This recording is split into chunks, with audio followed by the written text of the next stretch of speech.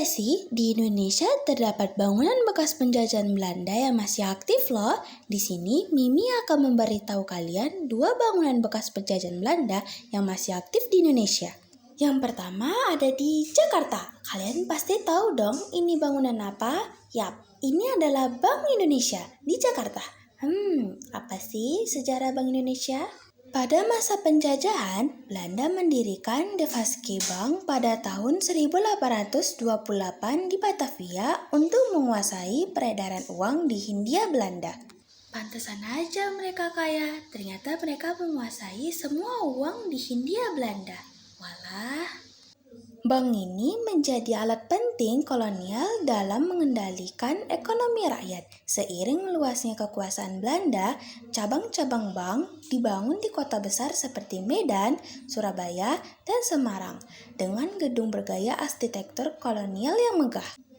Setelah Indonesia merdeka, pemerintah mengambil alih De Vaske Bank tahun 1953. Bank ini resmi menjadi Bank Indonesia, Bank Sentral Republik Indonesia. Hingga kini, bangunan peninggalan Belanda tersebut masih berdiri kokoh, berfungsi sebagai kantor dan museum, sekaligus saksi sejarah panjang perjalanan bangsa dari masa penjajahan hingga merdeka. Wah, keren banget ya sejarah Bank Indonesia. Ternyata Belanda mau menguasai peredaran uang di Hindia Belanda. Gak nyangka nih. Yang kedua, terkenal banget nih yang menjadi ikon kota Medan. Kalian pasti udah ketebak nih, apa itu?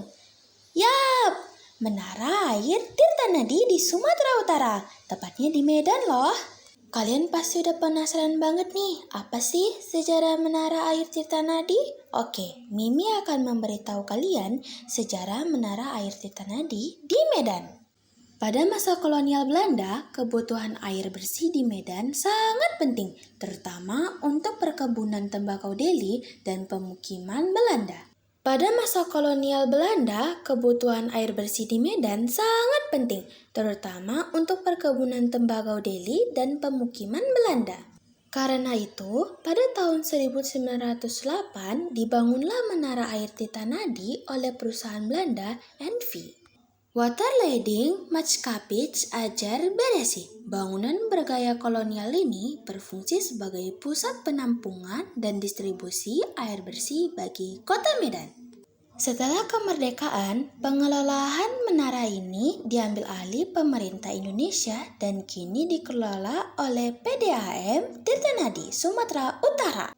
Hingga saat ini, Menara Tirtanadi tidak hanya berfungsi sebagai ikon kota Medan, tetapi juga menjadi bukti sejarah peran Belanda dalam pembangunan infrastruktur di masa penjajahan.